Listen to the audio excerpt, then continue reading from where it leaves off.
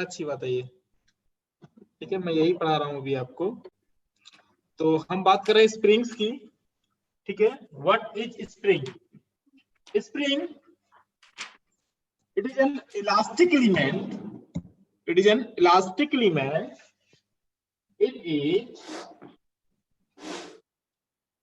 an elastic element which used to, sir ये नया topic है? yes, which is used to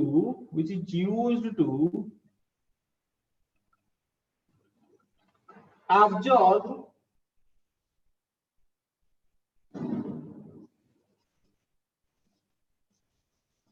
and release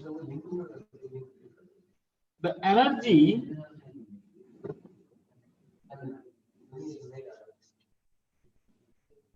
due to resilience or strain energy.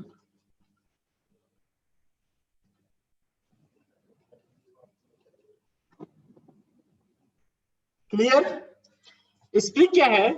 कोई भी वो आपका मशीनरी डिवाइस या कोई भी वो एलिमेंट जो कि एनर्जी को एब्जॉर्ब करे या एनर्जी को रिलीज करे ड्यू टू रेजिलियंस या ड्यू टू स्ट्रेन एनर्जी, मतलब ड्यू टू स्ट्रेन। जैसे होता क्या है कि हम, आपने देखा होगा स्प्रिंग देखी होगी आपने बहुत सारी, शायद आपने हेलिकल स्प्रिंग देखा होगा, इस तरीके का आपने स्प्रिंग देखा होगा है? और आपने शायद इस तरीके का स्प्रिंग देखा होगा, लीफ स्प्रिंग देखा होगा, इस तरीके का आपने स्प्रिंग देखा होगा। हो सकता है कि आपने ये वाला स्प्रिंग देखा हो जिसे स्पाइरल स्प्रिंग बोलते हैं, ये वाला। जनरली आपने जो स्प्रिंग देखा होगा वो 3 टाइप के स्प्रिंग देखे होंगे। Next one is leaf spring and this is spiral spring.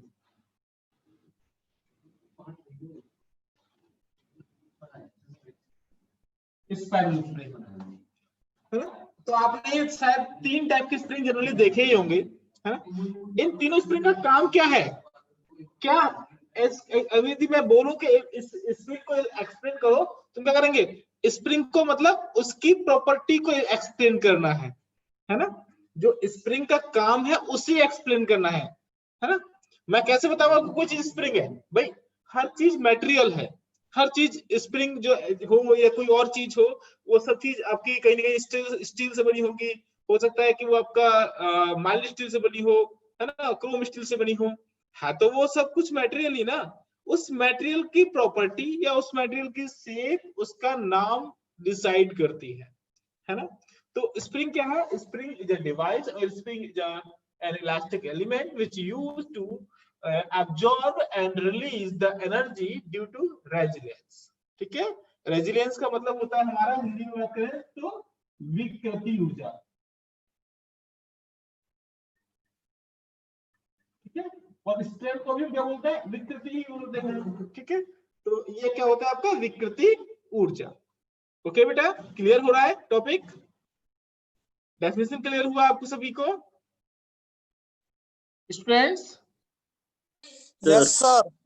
Okay, very good. ठीक है, तो अब मैं बात करता हूं बेसिक टाइप की, कि हमारे बेसिकली कितने टाइप की स्प्रिंग होती हैं। ठीक है, बेसिकली जो टाइप ऑफ स्प्रिंग की यदि बात करूंगा, types of springs,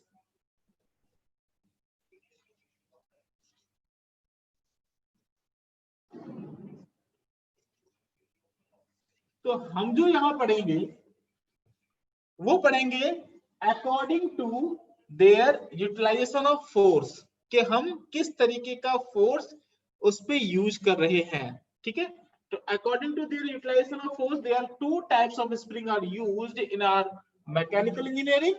first one is helical springs, helical springs. ठीक है, these are also known as torsional springs, torsional springs, okay, and number 2 is laminated spring. Laminated springs, इनको आप बोलते हो बेंडिंग स्प्रिंग्स, ठीक है, ओके। जो आपकी हेलिकल स्प्रिंग्स होती हैं, उन सारी की सारी हेलिकल स्प्रिंग्स में आप क्या यूज करते हो, आप उसमें यूज करते हो टॉर्जन। क्या यूज करते हो आप उसमें, कहीं ना कहीं टॉर्क लगाते हो, ठीक है। और जो आपकी लैमिनेटेड स्प्रिंग होती है, उनमें क्या करते हो आप, उनमें आप बेंडिंग करते हो, उनको आप बैंड करते हो, उनको आप क्या करते हो, बैंड करते हो। टॉर्जन का मतलब है आपने उसे ट्विस्ट किया इस तरीके से, आपने उसे ट्विस्ट किया इस तरीके से, तो जिसको आपने ट्विस्ट किया वो क्या होगा, आपका ट्विस्टिंग स्प्रिंग होंगी, या कह सकते हैं आप टॉर्जनल स्प्रिंग होंगी।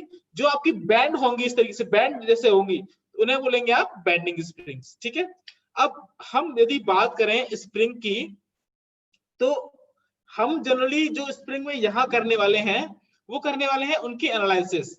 एनालिसिस का मतलब यह है कि यदि मैं कोई स्प्रिंग पे कोई लोड डालता हूं, तो ड्यू टू दैट लोड उसमें कितने टाइप का स्ट्रेस जनरेट होगा, या किस टाइप का स्ट्रेस जनरेट होगा, कितने लोड पर हमारी कौन सी स्प्रिंग कितना डिफ्लेक्ट होगी, है ना।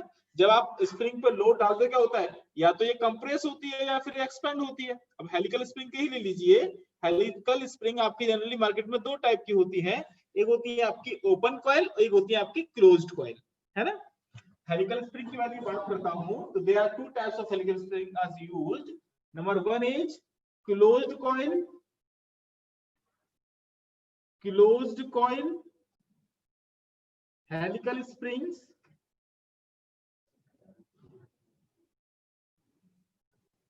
and number 2 is open coil helical springs,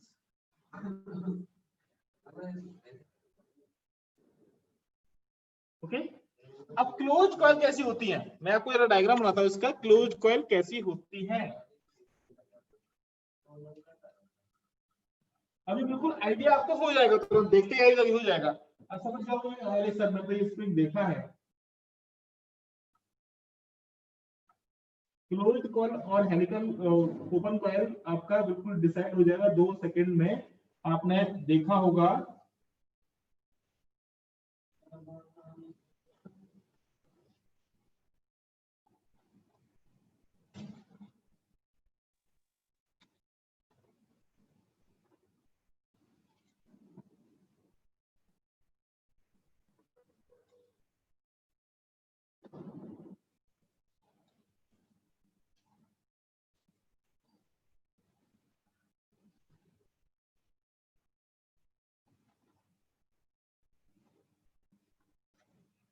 दूसरा आपको होता है ओपन कॉइल हेलिकल स्प्रिंग।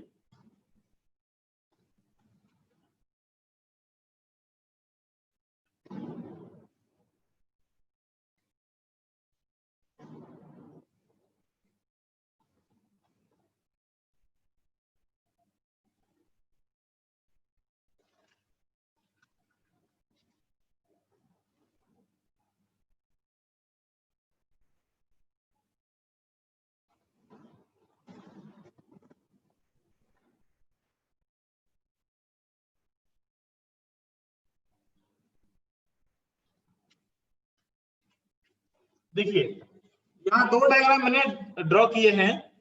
एक में आप देख रहे होंगे कि स्प्रिंग जो है, उस स्प्रिंग की ये जो कॉइल्स है, इन्हें बोलते हैं क्या, कॉइल्स।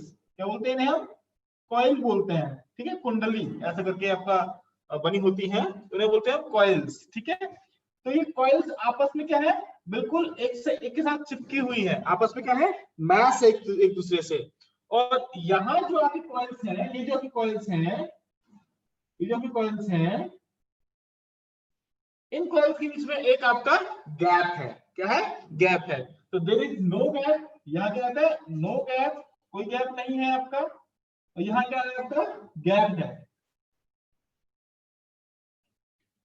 तो जिन स्प्रिंग के बीच में बिना किसी लोड के कोई गैप नहीं होता है, उन्हें बोलते हैं हम क्या, क्लोज्ड कॉइल हेलिकल स्प्रिंग्स। और जिनमें आपका गैप होता है उनको बोलते हैं ओपन कॉइल, मतलब खुली हुई है वो, ठीक है, खुली हुई स्प्रिंग है। एक क्या है, क्लोज्ड है, बंद है, ठीक है, तो इसे बोलते हैं क्लोज्ड कॉइल। दूसरा आपका होता है ओपन कॉइल। अरे गॉट इट, समझ में आ रहा है चीज? सबको क्लियर हुआ ये वाला पॉइंट? Yes sir. दिखाई दे रहा है सबको? कोई दिक्कत तो नहीं है दिखने में? No sir. Okay okay okay, चलिए।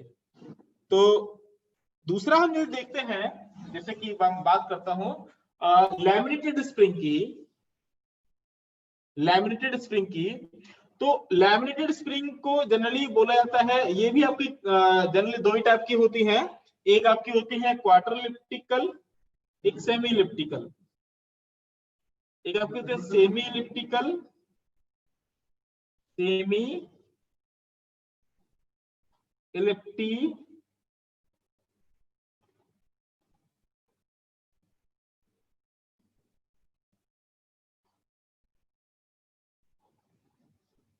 Semi elliptical leaf spring,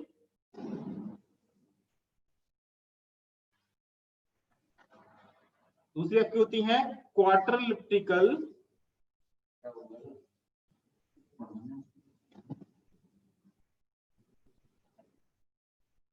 leaf spring.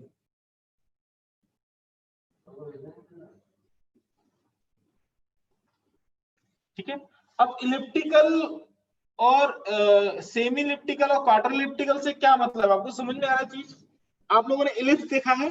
Ellipse, ellipse कैसा होता है? इलिप्स ऐसा होता है ना, ये शेप होती है इलिप्स की, इसकी मेजर एक्सिस बड़ी होती है, माइनर एक्सिस छोटी होती है, इस तरीके का आपने देखा है? सब लोगों ने देखा है ना, दैट इज इलिप्स। ठीक है, ये आपको क्या है, इलिप्स है। ठीक है, अब यदि इसी इलिप्स को मैं ऐसे करके दो पार्ट में डिवाइड कर दूं, क्या करूं, दो पार्ट में डिवाइड कर दूं, तो जो नीचे वाला मेरा पोर्शन होगा, ये नीचे वाला जो मेरा पोर्शन होगा, हाफ पोर्शन जो भी हम लेंगे, चाहे वो नीचे वाला लें या ऊपर वाला लें, तो ये हाफ पोर्शन जो होगा इस इलिप्स का, that will be known as semi ellipse. ठीक है, सेमी इलिप्स होगा। और यदि मैं इसका भी हाफ कर देता हूं, यदि मैं इसका भी हाफ कर देता हूं, तो ये पोर्शन जो मेरा होगा वो क्या कहलाएगा, मेरा quarter ellipse, quarter ellipse, quarter ellipse. ठीक है, क्लियर है ये वाला पॉइंट? सबको दिख रहा है वाला पॉइंट अभी? Yes sir. ओके, ठीक है। तो यहाँ इलिप्स का मतलब है कि हम जो स्प्रिंग देखते हैं, जिसे हम बोलते हैं लीफ स्प्रिंग, जैसे आप लोगों ने देखा होगा ऑटोमोबाइल्स वगैरह में, तो आपने देखा होगा इस तरीके का स्प्रिंग देखा होगा।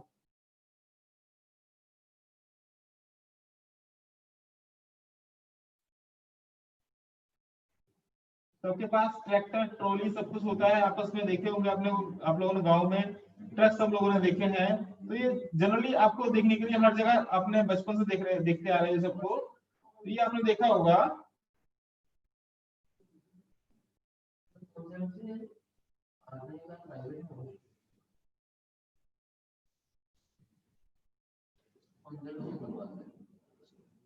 इस तरीके का आप स्प्रिंग देखा है? Yes sir. हाँ, इस स्प्रिंग को बोलते हैं लीफ स्प्रिंग। क्या बोलते हैं इसका? Leaf spring. लीफ क्यों बोलते हैं? लीफ का होता है पत्ती, पत्ती। तो ये स्प्रिंग क्या है, अलग अलग पत्तियों के हिसाब से बनाया जाता है, अलग अलग पत्तियों का आपस में कंबाइन किया जाता है, और पत्तियों कंबाइन करने के बाद इस स्प्रिंग को बनाया जाता है। तो इसलिए इसको क्या बोलते हैं, लीफ स्प्रिंग बोलते हैं। ठीक है, और ये लीफ स्प्रिंग, हेलो बेटा, ये आवाज नहीं, किसकी आवाज आ रही है? कहाँ यार यार? अरे यार बच्चों कर रहा है यार, बहुत यार। अमित प्रताप, अमित प्रताप बेटा, मैं आपको रिमूव कर दूंगा। अपना माइक ऑन करके कहाँ बातें कर रहे हो बेटा?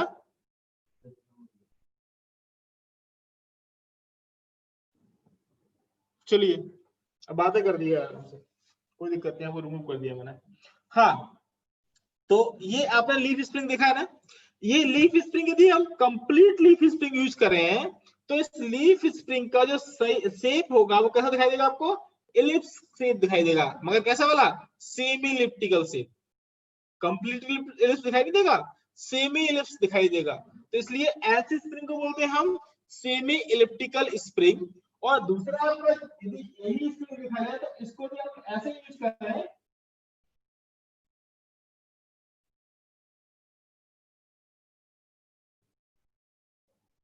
इस तरीके से, तो ये कहलाएगा मेरा क्या, क्वार्टर इलिप्टिकल स्प्रिंग। क्या कहलाएगा ये, क्वार्टर इलिप्टिकल लीफ स्प्रिंग। ठीक है, तो अब मैं बात करता हूं बेसिक फंक्शंस की कि what are the basic function of any spring, क्या क्या फंक्शन होते हैं बेसिकली किसी स्प्रिंग के। ठीक है, तो आप लोग चाहे तो नोट डाउन करते जाइए।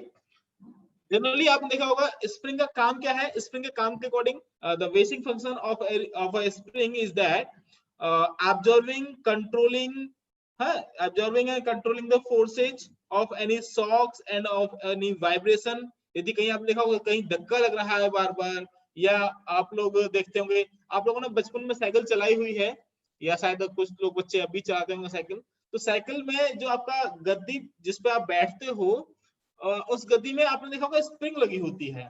ठीक है, वो जो लगी हुई है आपके, वो कैसी है, क्लोज्ड कॉइल हेलिकल स्प्रिंग है। आप जब उस पर बैठते हो तो क्या होता है, एकदम धक्के से बैठते हो, शॉक उस पर लगता है, और उस शॉक की वजह से क्या होता है, वो एक्सपैंड होती है, और एक्सपैंड होने के बाद दोबारा से कंप्रेस हो जाती है। मतलब अपनी एनर्जी को आपने उसे जो एनर्जी दिया, उसने वो एनर्जी क्या किया, अपने अंदर एब्जॉर्ब किया इन फॉर्म ऑफ स्ट्रेन, मतलब अपने आप को एक्सपेंड करके उसने अपने आप को एक्सपेंड किया, और उसने क्या किया, अपनी एनर्जी को स्टोर किया। एनर्जी को स्टोर करने के साथ फिर उसने उस एनर्जी को रिलीज भी किया, बाद में वो धीमे धीमे उस एनर्जी को रिलीज कर देती है और अपनी दोबारा से इनिशियल शेप में आ जाती है जिस शेप में वो पहले थी। ठीक है, दूसरा वाइब्रेशन के लिए, वाइब्रेशन के लिए क्या होता है, जैसे अब देखिए आपका व्हीकल्स की बात कर लीजिए, तो व्हीकल्स में आप जनरली व्हीकल जो चलाते हो वो आपका इंजन से चलाते हो, और इंजन में आप क्या होता है कि आपका इंजन से बहुत सारे वाइब्रेशंस क्रिएट होते हैं।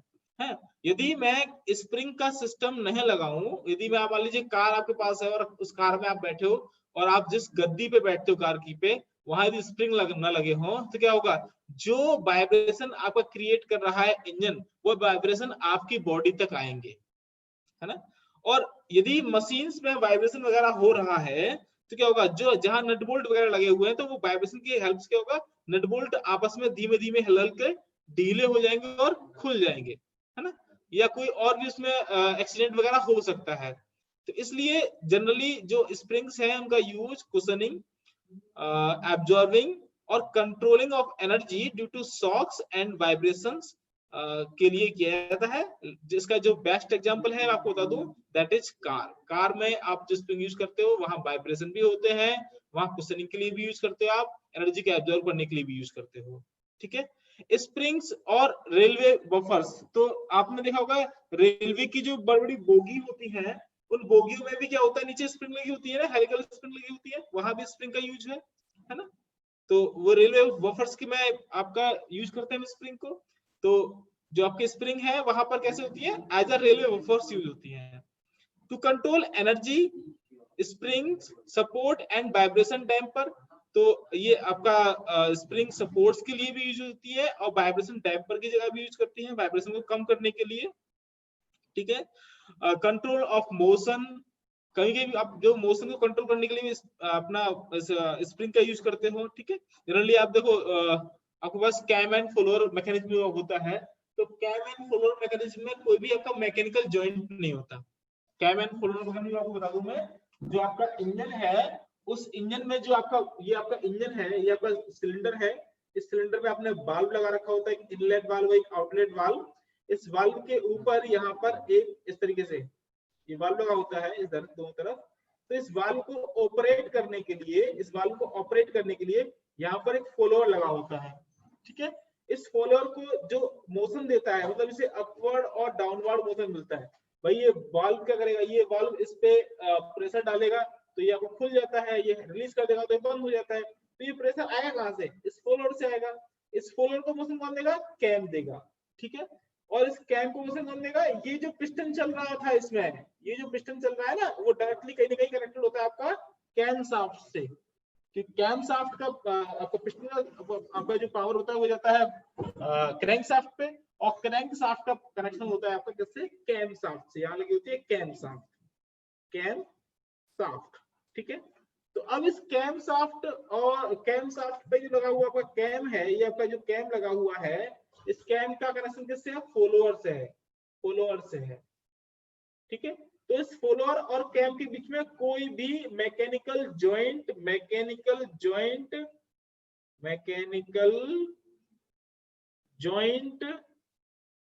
नहीं होता है।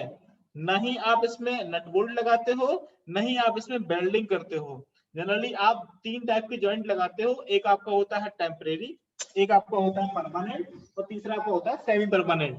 तो टेम्परेरी जॉइंट आपकी वो जॉइंट जो कि नट बोल्ट असेंबली में काम करते हैं, जो थ्रेडेड कनेक्शन होते हैं, जहां आप थ्रेड को कस लो और खोल लो आपका मन करे तब, वो आपके होते हैं टेम्परेरी जॉइंट। परमानेंट जॉइंट वो होते हैं जिसमें आप लोग क्या करते हो, जिसमें आप लोग परमानेंट जॉइंट का मतलब है कि जिसमें आप लोग ज्वाइंट कर दिए, एक बार ज्वाइंट करने के बाद वो जॉइंट दोबारा से खोला नहीं जाएगा।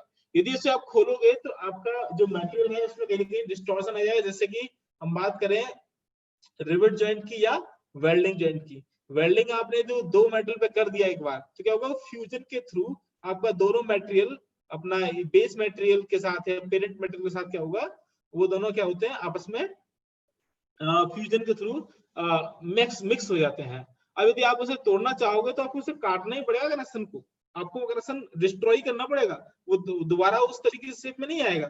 जबकि थ्रेडेड कनेक्शन में क्या है, आपने एक बार नट बोल्ट खोल दिया, दोबारा भी कस लो उससे, तो टेम्परेरी है। और वो कैसा है? परमानेंट है। तीसरा आपको होता है सेमी परमानेंट, जो कि एक टेम्परेचर जोन में काम करता है। जैसे कि आपने देखा होगा कि इलेक्ट्रॉनिक आइटम को जोड़ने के लिए हम सोल्डरिंग का यूज करते हैं, है ना। इलेक्ट्रॉनिक आइटम को जोड़ने के लिए हम लोग सोल्डरिंग का यूज करते हैं। तो सोल्डरिंग में वहां क्या होता है, एक हाई टेम्परेचर दिया जाता है, मतलब 420 डिग्री सेल्सियस दे दिया, उससे क्या होगा? सोल्डर पिघल जाएगा और आपका जॉइंट टूट जाएगा। तो वो होता है सेमी परमानेंट जॉइंट, जो कि टेम्परेचर जोन में काम करता है, ठीक है। तो ये आपके कुछ फंक्शंस हो गए। मैं आपको इसका पीपीटी भेज दूंगा एक बार, कोई दिक्कत नहीं है, आप पीपीटी से एक बार पढ़ लीजिएगा, ठीक है। नेक्स्ट मैं आपको बात करता हूं कि हमें अब इसको इंडिविजुअली पढ़ना है, हमें इसे क्या करना है? इंडिविजुअली पढ़ना है। अब बात करते हैं इनके मटेरियल्स की। तो what type of materials are used to make such types of springs? So there are various types of materials are used. Basically we are using material according to their requirement, मतलब जैसी requirement आपकी spring की है वैसा material हम लोग use करते हैं।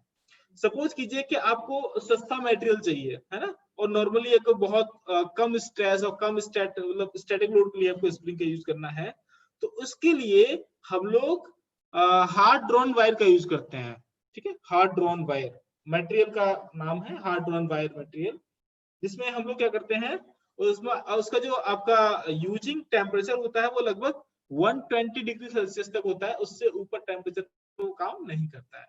दूसरा होता है ऑयल टेम्पर्ड वायर, मतलब वायर को हमने वायर लिया, स्टील का वायर लिया, माइल्ड स्टील का वायर लिया, माइल्ड स्टील का वायर को क्या किया हमने? ऑयल में क्वेंच्ड कर दिया, ऑयल में टेम्पर कर दिया, ठीक है ना। जैसे क्या होता है कि हम लोग क्या करते हैं कि हमने वायर को गर्म किया, पहले रेड हॉट किया, रेड आउट करने के बाद अब उसकी मटेरियल प्रॉपर्टी को चेंज करना है, उसको थोड़ा सा इलास्टिक फॉर्मेट में लेके आना है, उसको थोड़ा सा ऐसा बनाना है कि वो आपका फ्लेक्सिबल हो जाए। तो क्या करते हैं, उसकी ऑयल टेम्परिंग कर देते हैं, तो ऑयल टेम्पर्ड वाला यूज कर लेते हैं। तो ऑयल टेम्पर्ड वाले जो आपके वायर होते हैं वो थोड़ा सा ज्यादा टेम्परेचर तक काम करते हैं, तो 180 डिग्री सेल्सियस तक का आपका कोई लोडिंग हो रही है तो वहां तक भी आप लोग उसे यूज कर सकते हो। तीसरा आपको होता है Chrome vanadium steel. Chrome vanadium steel का यूज करते हैं हम लोग कब तक के लिए? जहां पर आपको हाई टेम्परेचर पे काम करना हो, 220 डिग्री सेल्सियस से ऊपर काम करना है, उसके लिए हम क्या करते हैं? क्रोम वेनेडियम स्टील्स का यूज करते हैं, स्टील का यूज करते हैं स्प्रिंग को बनाने के लिए, ओके। तीसरा होता है क्रोम सिलिकॉन स्टील। तो इसका रेंज क्या है? इसका रेंज आपका है कि जब आपको टेम्परेचर 300 से ऊपर यूज करना है, 250 से 300 के बीच में यूज करना है, और वहां आप लोडिंग कर रहे हो, वहां आपको काम करना है, तो उसके लिए, और लंबे समय तक काम करना है, लॉन्ग सर्विस में आपको एक्सीलेंट सर्विस देनी है, मतलब लॉन्ग टाइम तक आपको एक्सीलेंट सर्विस देनी है at high temperature about 250 degree Celsius to 300 degree Celsius. तो where we are using chrome silicon steel. Hello बेटा, आवाज आ रहा है क्या? हेलो, कनेक्शन प्रॉपर है? आवाज आ रहा है क्या बेटा? Yes sir, yes sir. Okay okay, actually मैं दूसरी वाले डिवाइस में मेरा ये लग रहा है मेरे को कनेक्शन लूज हो गया है कुछ। हो गया था लगा। चलिए कोई नहीं, ठीक है। तो ये आपके मटेरियल की बात हुई, और लास्ट में जो आपका मटेरियल है वो जनरली स्टेनलेस स्टील और फॉस्फोर ब्रॉन्ज स्प्रिंग स्टील का, या फॉस्फोर ब्रॉन्ज ब्रास का है। फॉस्फोर ब्रॉन्ज या फॉस्फोर ब्रास का यूज कर लेते हैं हम लोग, है ना, जिसको आप डायरेक्टली स्प्रिंग ब्रास भी बोल देते हो, है ना। स्प्रिंग ब्रास का एक कॉमन नेम है। यदि हमें मटेरियल चाहिए, ब्रास चाहिए, और ब्रास से हमें अपना क्या बनाना है, अपना स्प्रिंग बनाना है, तो उसके लिए हम सिंपली बोल देते हैं कि हमें स्प्रिंग ब्रास चाहिए, मतलब स्प्रिंग बनाने वाली ब्रास चाहिए, ठीक है। तो वो भी आपका मटेरियल अवेलेबल है। तो अभी मैं बात करूंगा लैमिनेटेड स्प्रिंग की, और हम लोग लैमिनेटेड स्प्रिंग में फाइंड करेंगे उसमें जनरली जितने स्ट्रेस प्रोड्यूस होते हैं उनके बारे में, और डिफ्लेक्शन की वैल्यू क्या होगी, कितना वो वैल्यू, कितना डिफ्लेक्ट आपकी लैमिनेटेड स्प्रिंग हो जाती है लोड के अकॉर्डिंग, ठीक है। मैं पीपीटी आपको सेंड कर दूंगा इसका, डोंट वरी, इसलिए आप परेशान ना होइए कोई भी, तो पीपीटी आपको मिल जाएगा।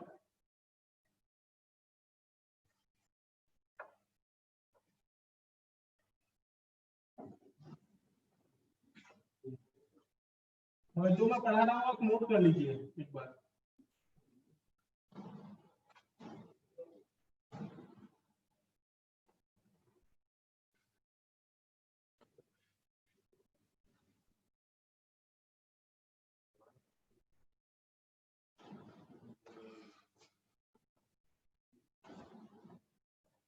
क्या दिक्कत हो गया इसमें यार, कनेक्शन में इसके?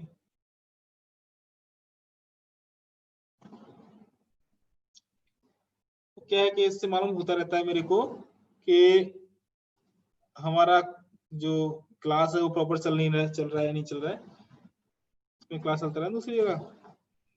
देखते होंगे आप लोग, दो होस्ट दिखाई दे रहे हैं आपको, एक को होस्ट और एक होस्ट। तो यही कारण है कि मैं इसमें क्या करता है, डबल डिवाइस का यूज करता हूँ क्लास चलाने के लिए। अभी भी दिक्कत आ रही है।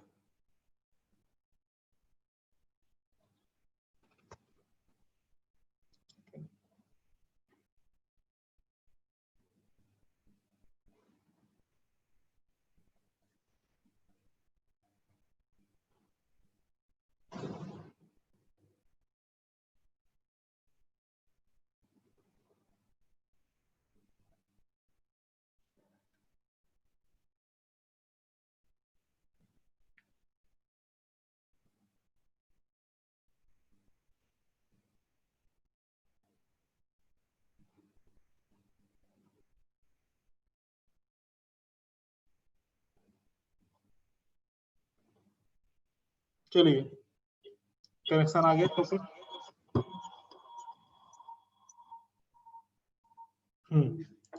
अब वॉइस भी की कोई दिक्कत नहीं आएगी। हाँ, तो चलते हैं हम लैमिनेटेड और लीफ स्प्रिंग पे। लैमिनेटेड और लीफ स्प्रिंग्स।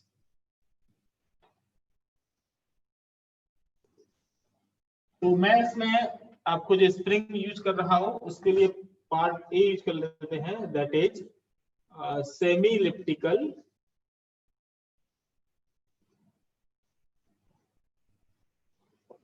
Leaf spring.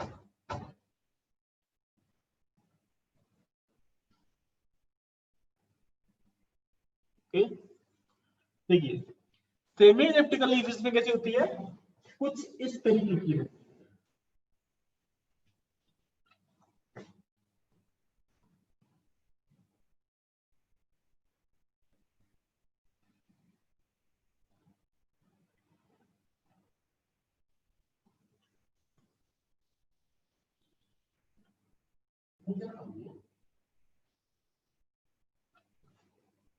ठीक है।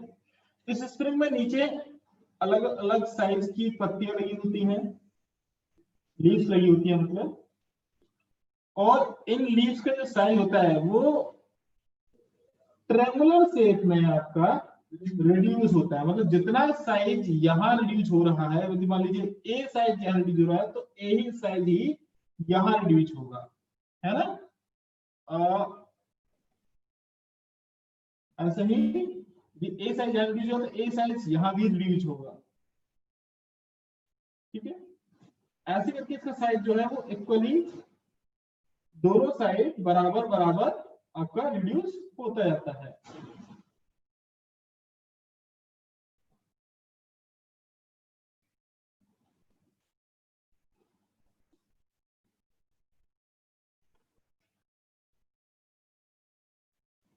और इन सारी लीव्स को, ये आपकी पत्तियां हैं, लीव्स हैं आपकी,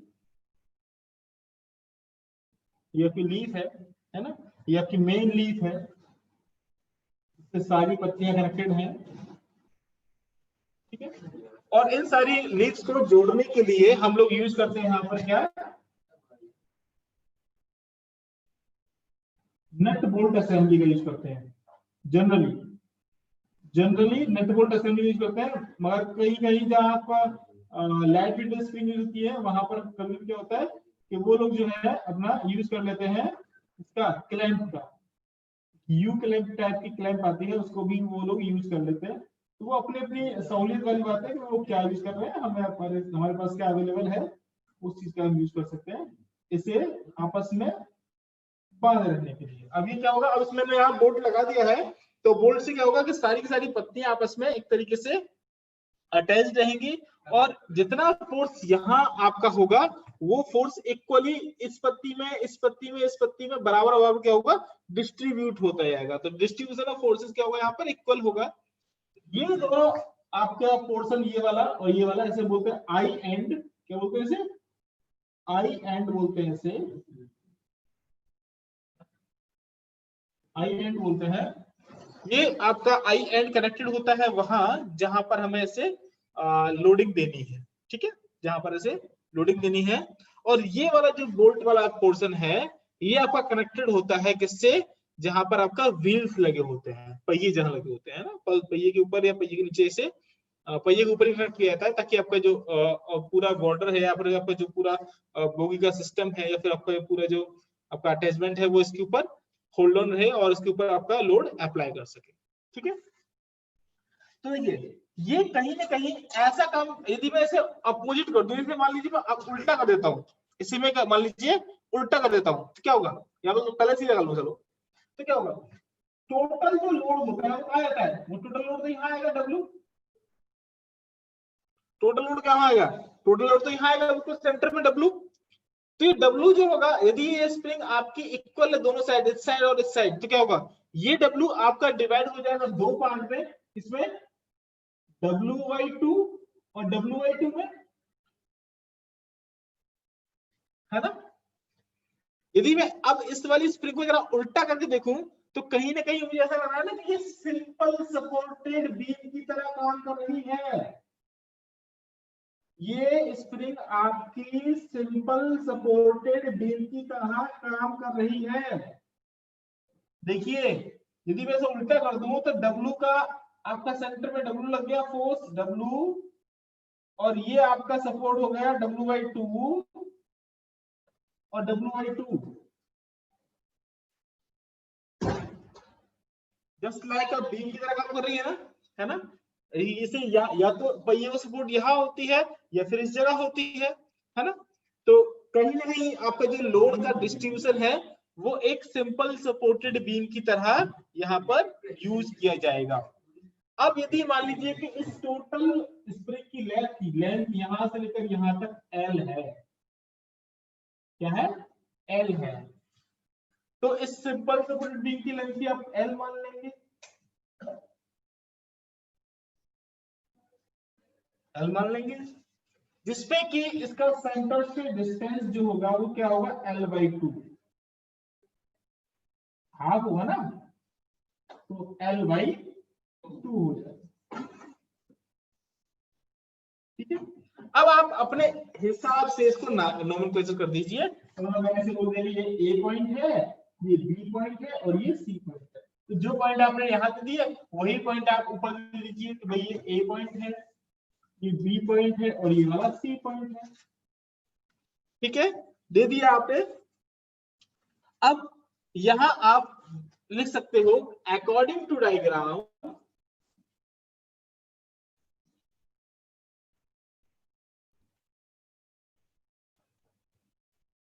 we can calculate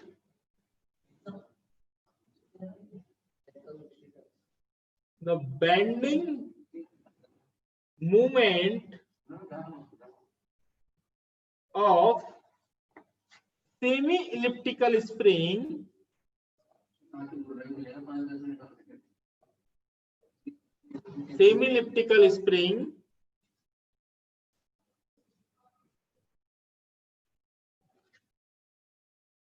as a simple supported beam.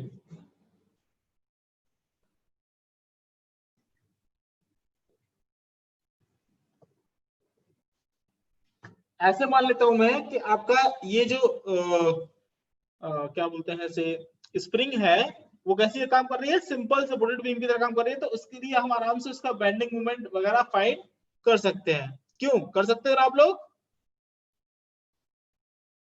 Hello, हाँ बेटा आवाज आ रही है?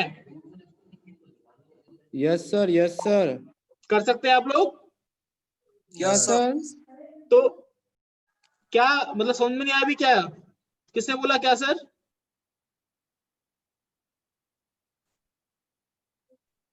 अंकित, अंकित यस सर। बेटा मैं ये कह यस रहा सर। हूं कि ये आपका जो लैमिनेटेड स्प्रिंग है ये कैसी दिखाई दे रही है आपको? यस एक तरीके से आपकी सिंपल सपोर्टेड बीम की तरह दिख रही है ना आपको? Yes sir, yes sir. मतलब इसमें कहीं ना कहीं बीच में लोड लगा हुआ है और दोनों साइड लोड लगा हुआ है। तो जितना लोड इसमें बीच में यस लगा सर, हुआ यस होगा सर। वो इक्वली डिवाइड हो जाएगा दोनों साइड में। यस क्यों? Sir, yes sir. इसमें बीच में से पॉइंट लोड भी मान सकते हैं ना? हाँ वही पॉइंट लोड ही माना है मैंने।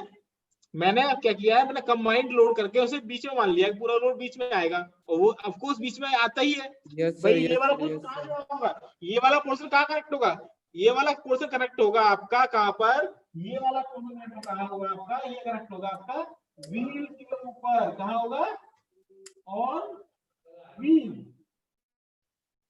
जो आप पहिया यूज कर रहे हो व्हीकल का, उस पहिए के ऊपर जो आपकी शाफ्ट लगी होती है ना, उस शाफ्ट पे आपका ये स्प्रिंग लगा होता है। देखा है आप लोगों ने? देखा है ना? Hello, yes sir, yes sir. Clear हो रहा है? तनुज तोमर यस। अपना माइक ओपन कीजिए बेटा। Tanuj Tomar, Tanuj Tomar open your mic. क्या हुआ तनुज, कोई प्रॉब्लम है क्या माइक में?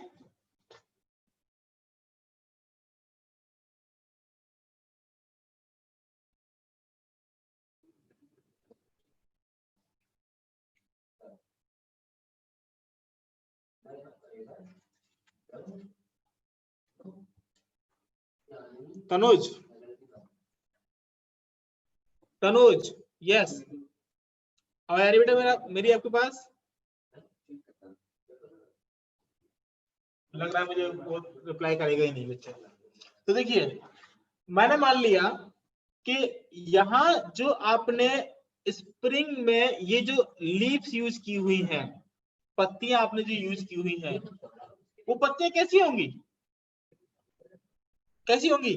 रेक्टेंगुलर शेप की होंगी ना, ऐसी होंगी ना पत्तियां। भाई आपने एक पत्ती यदि देखी हो तो आपने देखा होगा कि ये पत्ती यदि है, ये पत्ती यदि ऐसी दिख रही है आपको सामने से, तो एक्चुअल में तो ये पत्ती ऐसी है ना, एक्चुअल में पत्ती ऐसी है ना इस शेप की, रेक्टेंगुलर शेप की। इसकी कुछ लेंथ होगी, इसकी कुछ लेंथ होगी, इसकी कुछ विड्थ होगी है, कुछ विड्थ होगी, उसकी कुछ थिकनेस होगी, ऐसी तो होगी है। मगर आप जब सामने देख रहे हो तो आपको सिर्फ इसकी लेंथ दिखाई दे रही है और इसकी थिकनेस दिखाई दे रही है, मगर इसकी कुछ विड्थ भी तो होगी ना, चौड़ाई भी इसकी कुछ होगी। तो ये पत्तियां जितनी भी मैं यहाँ यूज कर रहा हूँ, these all strips, these all leaves are in rectangular shape, are in rectangular shape। किस शेप में है ये? रेक्टेंगुलर शेप में है। क्या शेप में है? रेक्टेंगुलर शेप में है। जब ये सब रेक्टेंगुलर शेप में है तो मैं इनकी लेंथ कुछ मानूंगा, मैं इनकी थिकनेस कुछ मानूंगा, मैं इनकी विड्थ कुछ मानूंगा, ठीक है। तो मैंने एल बी टी मान लिया कि लेंथ इनका एल है, बी का विड्थ हो गया और टी इसका थिकनेस हो गया। मगर आप सब लोग यहाँ देख रहे हो कि here I am using number of strips, तो मैं एक और टर्म मानूंगा that is n, that is n, n means number of strips, पत्तियों की संख्या। स्ट्रिप्स बोलो या लीव्स बोलो, ठीक है, लीव्स बोलो या स्ट्रिप्स बोलो, बात एक ही है। तो नंबर ऑफ स्ट्रिप्स मैंने यहाँ पर यूज किया हुआ क्या? एन। एल क्या हो गया मेरा? लेंथ हो गया। एल क्या हो गया मेरा? लेंथ हो गया। बी क्या हो गया मेरा? विड्थ हो गया। और टी क्या हो गया आपका? थिकनेस हो गया। ठीक है, ठीक है बेटा, ये क्लियर है सबके लिए? ठीक है। और यहां पर मैंने क्या यूज किया है? डब्ल्यू लोड अप्लाई किया है। डब्ल्यू क्या है मेरा? लोड। मैं ऐसे चलो पॉइंट लोड मान लेता हूं। आपने कहा कि सर पॉइंट लोड मानिए, तो इसे पॉइंट लोड मान लेते हैं। कैसा लोड है? पॉइंट लोड है। ठीक है, पॉइंट लोड ऑन स्प्रिंग, हम पॉइंट लोड ही लगा रहे हैं। ओके, तो ये सारी चीजें यदि हम कंसीडर करते हैं तो अब हमें यहाँ पर दो चीजें फाइंड करनी होंगी। क्या क्या फाइंड करना होगा? एक ये फाइंड करना होगा कि यदि मैं यहाँ पर लोडिंग करता हूं तो लोडिंग करने से ये स्प्रिंग कितनी डिफ्लेक्ट होगी, कितनी डिफ्लेक्ट होगी, है ना। आप लोग एक स्केल ले लीजिए, ये मान लीजिए स्प्रिंग की पत्ती है, तो मैं इसमें फोर्स लगाऊंगा, क्या होगा? डिफ्लेक्ट होगी नहीं, ऐसे करके डिफ्लेक्ट होगी नहीं, इस तरीके से, तो डिफ्लेक्ट होगी। पहले भी ऐसी थी, अभी डिफ्लेक्ट हो गई, तो अपनी इनिशियल पोजीशन से, यहाँ जो इसकी इनिशियल पोजीशन थी उससे ये कितना नीचे डिफ्लेक्ट हुई, ये इससे क्या होगा? डिफ्लेक्शन होगा। मुझे इसका ये डिफ्लेक्शन फाइंड करना है। ठीक है, तो मैंने मान लिया कि इसमें क्या होगा? डेल डिफ्लेक्शन हो रहा होगा। डेल क्या हो रहा होगा? डिफ्लेक्शन हो रहा होगा। ठीक है, इस डिफ्लेक्शन को कहीं वाई से भी दिखा देते हैं, कहीं कहीं इस डिफ्लेक्शन को वाई से भी इंडिकेट कर दिया जाता है, तो उसमें कंफ्यूज होने की जरूरत नहीं है। आप इसे वाई से दिखाओ या डेल से दिखाओ, डिफ्लेक्शन का मतलब है कि वो कितना ऊपर नीचे आपका डिफ्लेक्ट हो गया। ठीक है, ठीक है ना। डब्ल्यू आपका हो गया, क्लियर है। और दूसरा कि जब आप इस पे मूवमेंट लगा रहे हो, क्या लग रहा है? बेंडिंग मूवमेंट लग रहा है ना। आपने फोर्स लगाया तो इसमें लगता क्या है? जो आपकी यहाँ पर आपने जो यूज किया हुआ है, क्या यूज किया हुआ है? बीम। तो बीम में आप क्या लगाते हो? बेंडिंग मूवमेंट लगाते हो। क्या लगाते हो बीम में? बेंडिंग मूवमेंट लगाते हो। और जहां बेटा बेंडिंग मूवमेंट लगता है वहां आपका बेंडिंग स्ट्रेस ऑटोमेटिकली आपका प्रोड्यूस्ड हो जाता है। जहां आपने बेंडिंग फोर्स लगाया वहां स्ट्रेस कैसा होगा? बेंडिंग होगा। ठीक है ना। तो हमें इसका बेंडिंग स्ट्रेस भी फाइंड करना है, मतलब इसका बेंडिंग मूवमेंट कैपिटल एम भी फाइंड करना है। बेंडिंग मूवमेंट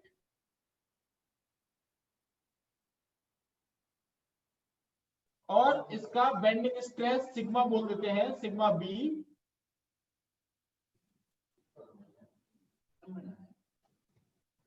ये फाइंड करना है। तो हमारे पास जो डेरिवेशन आता है वो आता है जनरली डिफ्लेक्शन और बेंडिंग स्ट्रेस फाइंड करने का।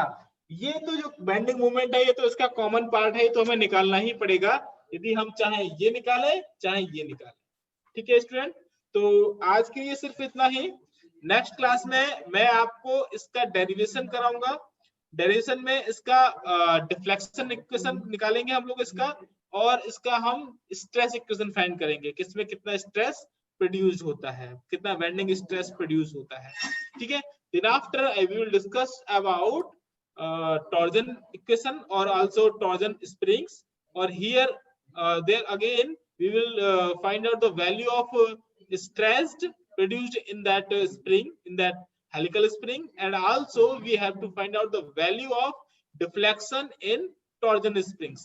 तो हमें ये दोनों चीजें, दोनों फॉर्मूले है ना, दोनों के लिए यूज करने हैं अपना, चाहे वो हेलिकल स्प्रिंग हो और चाहे वो ये लीफ स्प्रिंग हो। तो लीफ स्प्रिंग के लिए भी निकालना है। अभी लीफ स्प्रिंग में आपके पास दो टाइप की स्प्रिंग होंगी, एक आपकी सेमी इलिप्टिकल होगी और दूसरी आपकी क्वाड्र इलिप्टिकल होगी। मैं सिर्फ आज आपको इसका नोमेनक्लेचर पढ़ाया हूं, कल इसका हम लोग कंप्लीट डेरिवेशन कर देंगे, ठीक है। So thank you for watching this lecture, thank you students.